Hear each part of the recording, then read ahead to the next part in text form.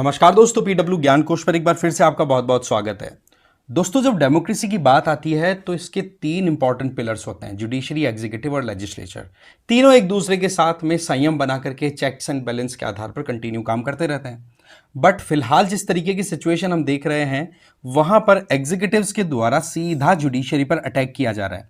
Recently होता क्या है कि हमारे वाइस प्रेसिडेंट जगदीप धनखड़ जी राज्यसभा के इंटर्न्स की एक मीटिंग में अपना स्पीच दे रहे होते हैं और वहां पर इन्होंने दो पॉइंट्स को हाईलाइट किया। पहला कि सुप्रीम कोर्ट जिस तरीके से अभी रिसेंट कई वर्डिक्ट लेकर के आया है, वो एक सुपर पार्लियामेंट की तरह काम करता हुआ दिखाई पड़ रहा है। इसका मतलब कि जो अकाउंटेबिलिटी लेकर के लेजिस्लेचर काम करती है, उसको साइडलाइन करते हुए यहां पर सुप्रीम कोर्ट ओवरराइड करता हुआ दिखाई पड़ रहा है पार्लियामेंट की पावर को। Number one. नंबर टू कि आर्टिकल 142 जो है वो हमारे कॉन्स्टिट्यूशन में साफ साफ ये कहता है कि कोई भी मुद्दा अगर सुप्रीम कोर्ट के सामने आया हुआ है और उससे रिलेटेड सुप्रीम कोर्ट को कुछ ऑर्डर डिक्लेयर करने हैं तो आर्टिकल 142 के बेसिस पे वो डिसीजन दे सकते हैं। और इस 142 आर्टिकल को इस टाइम पर सुप्रीम कोर्ट जब रिपीटेडली यूज करता हुआ दिखाई पड़ रहा है, तो वाइस प्रेसिडेंट ने यहां तक कह दिया कि एक न्यूक्लियर मिसाइल है जो कि डेमोक्रेसी के अगेंस्ट में सुप्रीम कोर्ट लगातार यूज करता चला जा रहा है।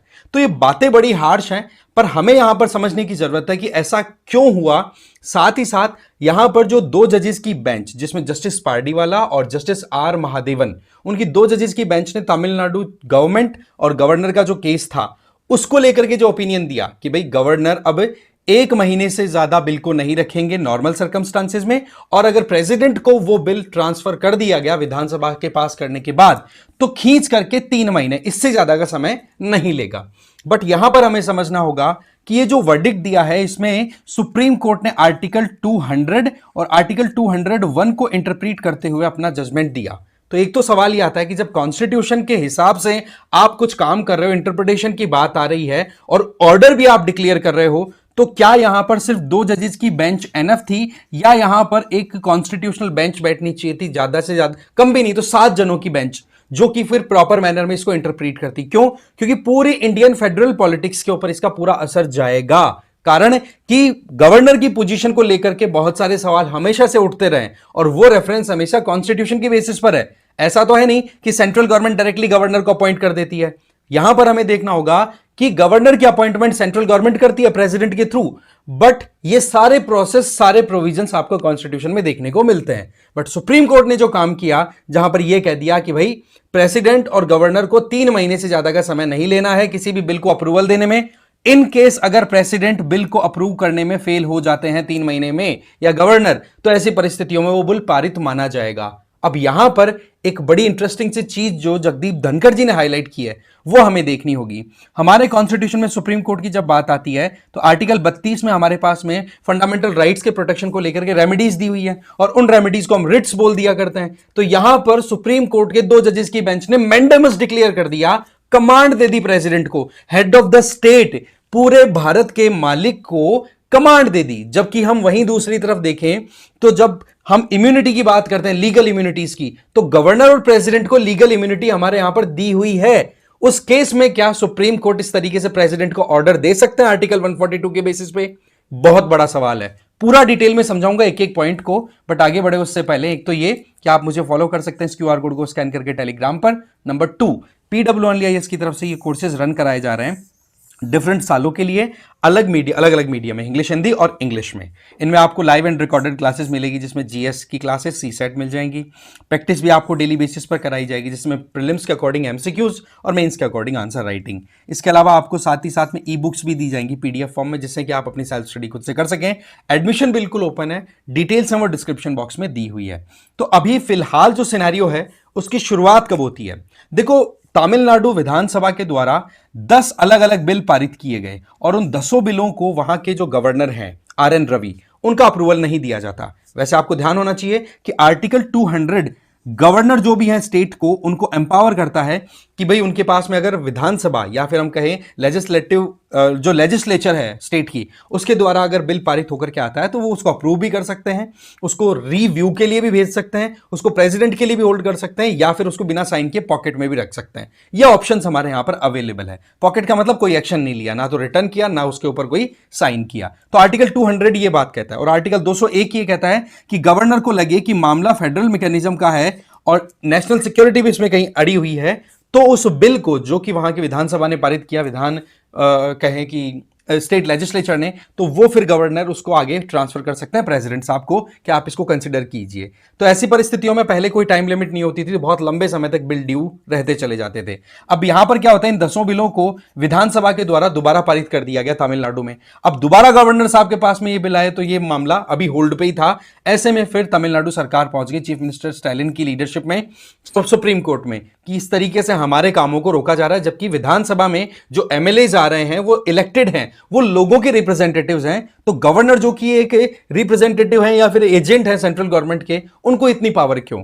तो सुप्रीम कोर्ट की 2 जजेस की बेंच ने यहां पर क्या कह दिया, मैंने आपको बताया कि भाई आपके पास में एक तो है कि नॉर्मल सर्कमस्टांसेस में तो आपको 1 महीने के अंदर अंदर अप्रूवल दे देना है, बिल को कोई प्रॉब्लम नहीं होनी चाहिए।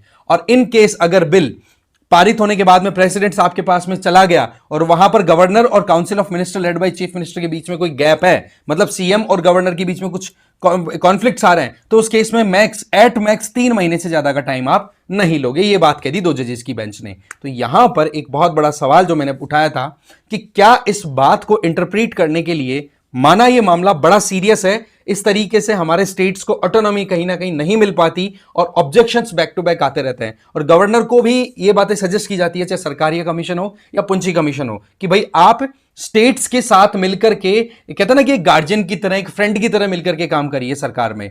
बट वहीं पर हमें यह देखना होगा कि जब मामला कॉन्स्टिट्यूशन का, तो एक कॉन्स्टिट्यूशनल बेंच के पास में यह मामला क्यों नहीं जाना चाहिए? जाना चाहिए कि नहीं, आप कमेंट करके बताइए। नंबर 2 कि यहां पर जिस तरीके से लेजिस्लेचर की बात आ रही है, जिस तरीके से कानून बनाने की बात आ रही है, या कॉन्स्टिट्यूशन को अमेंड करने की बात आ रही है ना, तो वो अमेंड करना या उसकी इंटरप्रिटेशन की हम बात करें तो ये दोनों अलग अलग तरीके से होता है। अमेंड करने की पावर है केवल और केवल पार्लियामेंट के पास। अगर फेडरल मैकेनिज्म हो तो 50% ऑफ स्टेट से भी हमें अप्रूवल लेने की जरूरत होती है। बट यहां पर जब कॉन्स्टिट्यूशन को अमेंड करने की बात आ रही है ना, तो इस केस में पार्लियामेंट के पास में पावर होती है, ना कि यहां पर जुडिशरी। अब सवाल आता है कि क्या जुडिशरी फिर इंटरप्रीट भी नहीं करेगी? देखो, इंटरप्रिटेशन का अगर पॉइंट बने तो आर्टिकल 145 में क्लॉज 3 सीधा सीधा ये कहता है कि भाई सुप्रीम कोर्ट जो है वो किसी भी मुद्दे को लेकर के अगर उस केस आया हुआ है तो आप इंटरप्रीट कर सकते हैं कॉन्स्टिट्यूशन को, कहीं पर भी कोई प्रॉब्लम अगर आ रही है तो। बट यहां पर हमें समझना होगा कि क्या सुप्रीम कोर्ट के द्वारा अगर कोई लेजिस्लेटिव डिक्री दे दी गई तो इस तरीके से सुप्रीम कोर्ट पार्लियामेंट की पावर को अगर ओवरराइड करता चला गया तो आने वाले समय में सुप्रीम कोर्ट का कोई ऑर्डर ऐसा भी आ सकता है जो कि हो सकता है कि ज्यादातर देश के लिए अच्छा ना हो, और फिर उस केस में किसकी अकाउंटेबिलिटी होगी? आप ये बताओ। जब कानून की बात आती है, मैं आपको 2017 की बात बताता हूं। 2017 में एल्कोहलिक प्रोडक्ट्स की सेल को लेकर के सुप्रीम कोर्ट ने एक ऑर्डर डिक्लेयर किया था, अगेन 142 आर्टिकल के अंडर में, जो ये कहता है कि भाई सुप्रीम कोर्ट जो है अपने सामने जो भी मुद्दे आ रहे हैं उनको ध्यान रखते हुए डिक्री ऑर्डर डिक्लेयर कर सकते हैं अगर नेसेसरी कंडीशन बन रही है कंप्लीट जस्टिस इंश्योर करने के लिए। तो उन्होंने ये कह दिया था कि भाई हाईवे के आसपास में कोई भी एल्कोहल की शॉप्स नहीं खुलनी चाहिए। इतना ये बात वैसे जनरली देखा जाए तो सही थी, बट जब बैकलैशेस आने लगे कि भाई जब किसी को वाइन ही पीनी है तो वो हाईवे से अंदर टाउन में जाकर के भी लेकर के आ जाएगा, है ना। दूसरा, आपने कितने लोगों को बेरोजगार कर दिया। अल्टीमेटली सुप्रीम कोर्ट को बैक करना पड़ा था, लेना पड़ा था अपना वो ऑर्डर, समझ गए। तो इस तरीके से जो सुप्रीम कोर्ट की जुडिशियल एक्टिविज्म है ना, ये अगर एक लिमिट से बाहर निकल जाए, जिसको हम लक्ष्मण रेखा बोल सकते हैं, जिसमें हम चेक एंड बैलेंस की बात करते हैं कि भाई 3 पिलर्स हैं, तीनों एक दूसरे को चेक एंड बैलेंस करके चलते हैं, तो यहां पर अगर जुडिशरी लेजिस्लेचर का काम करने लग गई, तो लेजिस्लेचर में तो इलेक्टेड एमपीज आते हैं पार्लियामेंट में, क्या यहां पर जुडिशरी के जो मेंबर्स हैं, जजेज हैं, उनकी अकाउंटेबिलिटी फिक्स हो सकेगी? अगर हो सकेगी तो एक सवाल यहां पर आता है कि जस्टिस यशवंत वर्मा, दिल्ली हाईकोर्ट के जज, उनके घर पर जब होली के टाइम पे आग लगी थी तो वो जो जले हुए नोट निकले थे उनके लिए उनके खिलाफ में क्या कार्रवाई की गई? बताया जा रहा है कि केवल उनको तो इलाहाबाद हाईकोर्ट में ट्रांसफर कर दिया गया। हाँ, इतना सा उनके खिलाफ में एक एक्शन हो गया कि जी अब आपके सामने कोई केस नहीं आएगा, फिलहाल आप शांति से बैठे रहिए। तो अब सवाल यह है कि जुडिशरी के अंदर फिर इस तरीके के काम हो रहे हैं तो वहां पर कौन अकाउंटेबिलिटी फिक्स करेगा? तो अकाउंटेबिलिटी में फिर वहां पर कौन आ जाता है? लेजिस्लेचर। पर हमें यहां पर एक बड़ी दुख वाली बात को एक्सेप्ट करके चलना पड़ रहा है मजबूरन कि ये सारे के सारे चट्टे बट्टे दिखाई पड़ते हैं।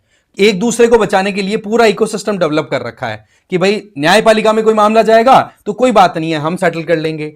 इधर एग्जीक्यूटिव्स हैं, ऑर्डर डिक्लेयर इस तरीके से करेंगे जिससे कि जुडिशरी को कोई प्रॉब्लम ना हो। ऑपोजिशन वाले और इनकी बात करें तो पॉलिटिक्स इस तरीके से करते हैं कि जनता तो पागल बनती चली जाए और ये लोग अपने हिसाब से अपना काम करते रहते हैं कि मेरा काम तो देखो अटकेगा नहीं, बाकी जनता के लिए हम लड़ते रहेंगे।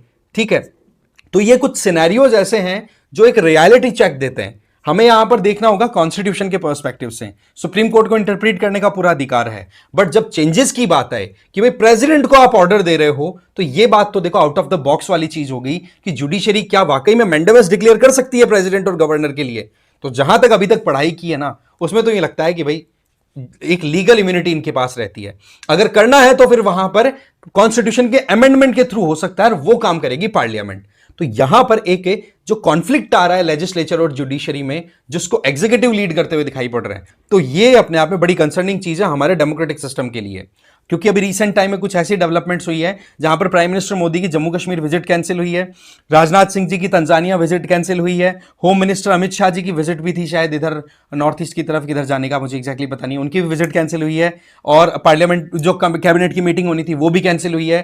तो ऐसा कुछ अभी अंदर क्या पक रहा है, इसको लेकर के एक्सपर्ट्स का ये कहना है कि अभी जुडिशरी को लेकर के भी कुछ एक्शन यहां पर पार्लियामेंट की तरफ से हो सकते हैं। क्योंकि बहुत से सवाल, बहुत से आर्टिकल्स आपने देखे होंगे कि सुप्रीम कोर्ट में हायर जुडिशरी में अपॉइंटमेंट को लेकर के जो कॉलेजियम सिस्टम काम करता है वो नॉन ट्रांसपेरेंट है। तो जो NJAC national judicial appointment commission, जिसको पहले सुप्रीम कोर्ट ने खुद ने ही अनकॉन्स्टिट्यूशनल डिक्लेयर किया था, उसको रीइंट्रोड्यूस करने की बात चल रही है पार्लियामेंट में, जिससे कि जजेस की अपॉइंटमेंट में एग्जीक्यूटिव और लेजिस्लेचर का भी अपना रोल हो सके। क्योंकि अभी तो क्या होता है कि जुडिशरी में अगर कुछ घपला भी, कुछ प्रॉब्लम भी होती है ना, तो उसको डायरेक्टली कोई अकाउंटेबिलिटी फिक्स करने की क्षमता वाली इक्वेशन ही नहीं बनती है, कहीं पर कोई सवाल ही नहीं पूछ सकता है। और होता क्या है, जैसे यहां पर यशवंत वर्मा जी की हम बात करें तो एक कमेटी कॉन्स्टिट्यूट कर दी, कमेटी तो अपनी तरफ से रिकमेंडेशन दे देगी, इससे ज्यादा क्या होगा? क्या कोई एक्शन लिया जाएगा? एक्शन लेने के लिए फिर वहां पर लेजिस्लेचर को आगे आना पड़ता है, और वो डायरेक्ट एक्शन होता है, फिर वो इंपीचमेंट तक जाता है, राइट? तो ये चीजें जो है ना, ये पावर सेपरेशन के मैकेनिज्म को थोड़ा सा डाइल्यूट करने वाली भी है, वहीं दूसरी तरफ एक दूसरे को चेक एंड बैलेंस करना भी जरूरी है। तो ये सिचुएशन अभी बनी हुई है, बाकी देखो समय बताएगा। फिलहाल तो जगदीप धनखड़ जी ने ये कह दिया कि सुपर पार्लियामेंट नहीं बनना चाहिए सुप्रीम कोर्ट को। बाकी इस मामले में आपका क्या सोचना है, कमेंट करके जरूर बताना। इस वीडियो में तो देखो इतना ही था। Thank you very much.